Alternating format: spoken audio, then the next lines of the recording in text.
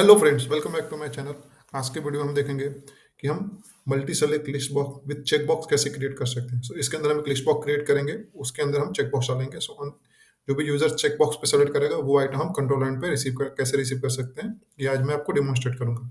So let's start. तो सबसे पहले हम अपने विजुअल स्टूडियो में एक ASP.NET Core MVC application create कर लेंगे। यहाँ पे मैं .NET Core 8 यूज कर रहा हूँ एंड हम कंट्रोलर फाइल को ओपन करेंगे। इसके अंदर एक HTTP गेट मेथड ऐड करेंगे।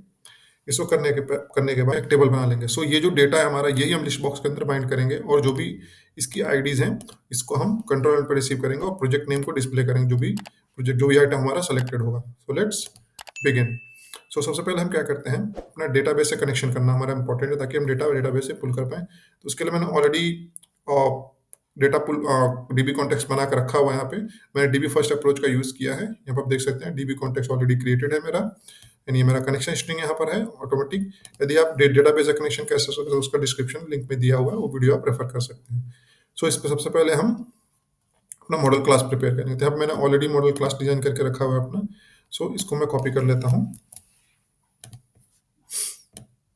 यहाँ पे मैं इसको पेस्ट कर देता हूँ। आप यहाँ पे देखेंगे एक प्रोजेक्ट डिटेल करके क्लास लिया है मैंने। यहाँ पे मैंने 3 प्रॉपर्टीज ली हैं। पहली प्रॉपर्टी है project selected ID and then third one is project name. ये 2 डेटा हम बाइंड करेंगे, कंट्रोल पे रिसीव करेंगे और इस पे हम ये हमें रिप्रेजेंट करेगा कौन सी वैल्यू हमारी, कौन सा चेकबॉक्स हमारा सेलेक्टेड है लिस्ट बॉक्स के अंदर।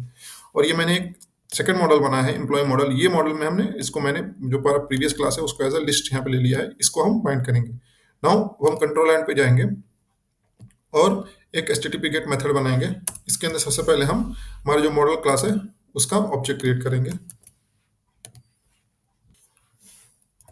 ये हमने ऑब्जेक्ट क्रिएट कर लिया और हमारा जो लिस्ट है उसको ऑब्जेक्ट क्रिएट करेंगे, अदरवाइज हमको नल रेफरेंस का ऑब्जेक्ट का एरर आएगा। ये हमारा ऑब्जेक्ट क्रिएट हो गया। अब हम डीबी कॉन्टेक्स्ट का डीबी कॉन्टेक्स्ट का ऑब्जेक्ट क्रिएट करेंगे। तो हमारा जो डीबी कॉन्टेक्स्ट है, हमारा नेम आप दे सकते हैं, ये है। एक डीबी कॉन्टेक्स्ट को नेम को ले लेंगे हम लोग, ये इसका ऑब्जेक्ट क्रिएट कर लेंगे। फिर एक वेरिएबल डिक्लेयर करेंगे, डेटा इज इक्वल टू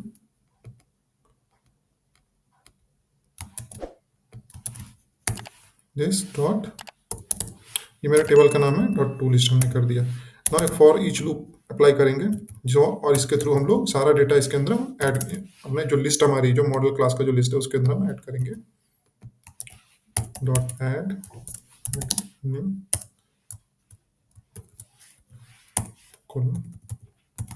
यहाँ पे ले लेंगे ID is equal to item dot ID comma project name is equal to item dot project name. यहाँ पे मैंने इस सेलेक्टेड करने लिया है। यदि आपके प्रोजेक्ट में ऐसी रिक्वायरमेंट है कि आपको रिटर्न करना है कि भाई कौन कौन सा आइटम ऑलरेडी सेलेक्टेड है, फॉर एग्जांपल अपडेट के केस में, तो आप डिपेंडिंग ऑन योर सिनेरियो आप उसको ट्रू और फॉल्स रिटर्न कर सकते हैं। नाउ ये हमारा कंट्रोल एंड पे HTTP गेट मेथड का कोड कंप्लीट हो चुका है, ठीक है। अब इसका हम व्यू क्रिएट करेंगे। मैंने ऑलरेडी व्यू क्रिएट किया हुआ है और ऑलरेडी कोड लिखा हुआ है, तो मैं आपको कोड को मैं लेके यहाँ पे सिंपली मैं पेस्ट कर देता हूँ एंड देन एक एक लाइन को मैं एक्सप्लेन करूंगा यहाँ पे। यहाँ पे सबसे पहले मैंने मॉडल क्लास जो हमारा है एम्प्लॉय मॉडल, ये इसका रेफरेंस ऐड किया है एंड देन उसके ऐड करने के मैंने स्टाइलिंग ली है। तो यहाँ पे मैंने एक्चुअल लिस्ट बॉक्स को यूज किया है, यहाँ पे मैंने डिव कंट्रोल लिया है एंड देन मैंने चेक बॉक्स को बाइंड किया है एंड देन डिपेंडिंग, और मैंने स्टाइल के थ्रू उसको हाइट दिया है ताकि जब हमारा ओवरफ्लो हो तो एक पर्टिकुलर स्पेसिफिक हाइट तक हमारा स्क्रॉल बार नहीं आएगा। जैसे हमारा हाइट आता है उसके बाद ओवरफ्लो होता है आइटम तो हमारा स्क्रॉल बार आएगा, तो इफेक्ट देगा हमको लिस्ट बॉक्स का। यहाँ पे मैंने फॉर लूप यूज किया है। Model dot project data list, okay, project list. This is the project detail list, ये हमारा है, काउंट किया हमने। फिर एक मैंने यहाँ पे चेकबॉक्स फॉर यूज किया है। चेकबॉक्स फॉर के अंदर हमने ये model dot project list index. हमारे ये हमने इसलिए क्या फॉर ईच लूप हमने इस यूज नहीं किया क्योंकि उसमें प्रॉब्लम होती है बहुत ज्यादा। तो इसका हम क्या करते हैं, हमें जो एंड हमारा क्या है, जब हम फॉर्म सबमिट करते हैं तो उस टाइम पे हमें जो भी वैल्यूज है हमारी वो हमको फिर से लेनी है। मतलब कौन सा चेकबॉक्स हमारा कौन सा आइटम सेलेक्टेड है तो वो ट्रू रिटर्न करेगा, फॉल्स रिटर्न करेगा। तो वी नीड एन अरे, तो उसके अकॉर्डिंग मैंने इसको यहाँ पे ले लिया है, ठीक है। अभी क्या वैल्यूज हैं, जो हमारी वैल्यूज हैं चेकबॉक्स की, मतलब जो जो आइटम सेलेक्टेड हो उन वैल्यूज को हमें यूज करना है। तो उसके लिए मैंने यहाँ पे 2 हिडन फील्ड्स लिए हैं, उसके अंदर मैंने प्रोजेक्ट का जो भी आईडी है एंड नेम को इंक्लूड कर दिया है। और ये मैंने लेबल दिखाया यहाँ पे कि जो भी हमारा हर चेक बॉक्स की चीज़ को रिप्रेजेंट करते हैं यहाँ पे प्रोजेक्ट नेम और ये फॉर किस लेवल को क्लिक करने के लिए हमारा। उसके बाद एंड में मैंने एक सबमिट बटन लिया है एंड देन ये हमारा व्यू बैग लिया है क्योंकि हमारा जो भी आइटम सेलेक्ट हो पर डिस्प्ले पर्पज मैंने ये इसको यहाँ पे लिया हुआ है। नाउ यहाँ पर आप देख सकते हैं मैंने फॉर्म टैग यहाँ पे ऐड किया हुआ है। इसके अंदर मैंने HTML फॉर्म टैग ऐड किया यूजिंग HTML.begin फॉर्म यूज किया है, index control name action name and then किस टाइप का हमारा मेथड है, फॉर्म मेथड क्या है हमारा पोस्ट से। हमारा कंट्रोल एन का कोड, हमारा व्यू का कोड कंप्लीट हो चुका है। अब हम कंट्रोलर एन पे आएंगे और अपना HTTP पोस्ट मेथड क्रिएट करेंगे ताकि जब हम सबमिट करें फॉर्म को तो हमारा वैल्यू हमको मिल पाए। ठीक है, तो ये किया हमने, ये चेंज कर देते हैं HTTP पोस्ट।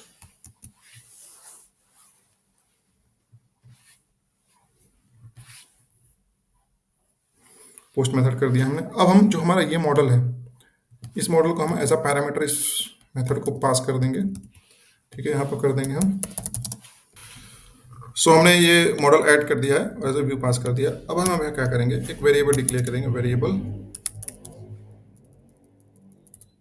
अब हम एक वेरिएबल डिक्लेयर करेंगे, वेरिएबल सेलेक्टेड। अब हम एक वेरिएबल लेंगे of string type, string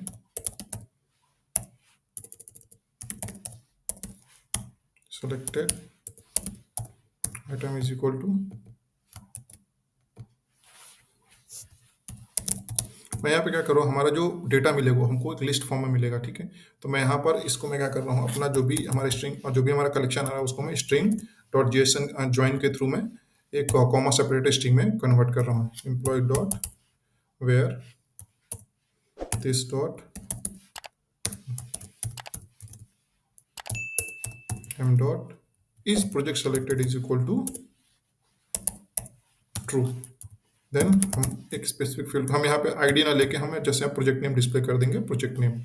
so यहाँ पे हमारा क्या हो रहा है कि हम ये बेसिकली क्वेरी हमने क्यों लिखी है ताकि जो जो आइटम सेलेक्टेड है वो उसकी वैल्यू ट्रू आएगी। ठीक है, इस प्रॉपर्टी के अंदर, और वही आइटम हमें अपने यूजर एंड पे दिखाना है। अब हम क्या करेंगे, व्यू बैग लेंगे, अपना व्यू बैग जो हमने डिक्लेयर किया इसको कॉपी करेंगे यहाँ से सेलेक्टेड आइटम, और इसको हम यहाँ पे जो भी वैल्यूज हमारी हैं एक यूजर फ्रेंडली मैसेज टाइप कर देते हैं और ये आइटम हम ऐड कर देते हैं यहाँ पे। ठीक है, यहाँ पे मैसेज टाइप करेंगे यू हैव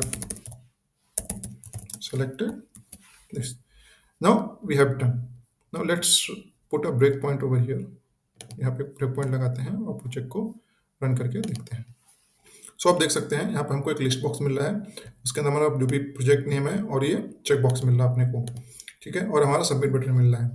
नाउ हम का काम करते हैं, प्रोजेक्ट 2 और प्रोजेक्ट 4 को सेलेक्ट करते हैं और सबमिट पे हिट करते हैं। जैसे हम सबमिट पे हिट करेंगे हमारा ब्रेक पॉइंट एग्जीक्यूट हुआ। अब हम देखते हैं कलेक्शन हमको क्या क्या मिल रहा है।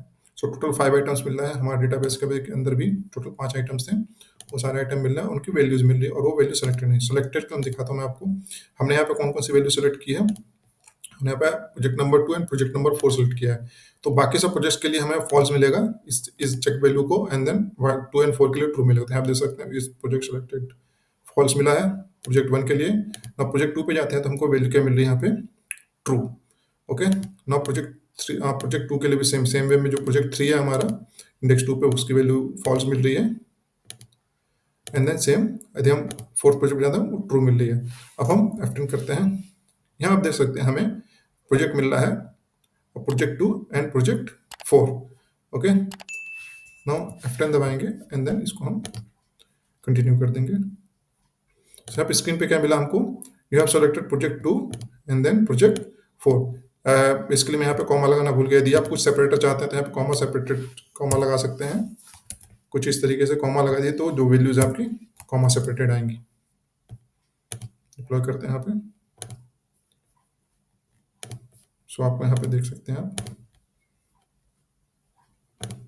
कॉमा सेपरेटेड वैल्यू आपको मिल रही है। सो दोस्तों इस तरीके से हम ASP.NET Core MVC एप्लीकेशन के अंदर एक लिस्ट बॉक्स बाइंड कर सकते हैं, multi select list box with check box. So यदि आपको वीडियो पसंद आया हो तो प्लीज शेयर करें, सब्सक्राइब करें और लाइक करें। Thank you.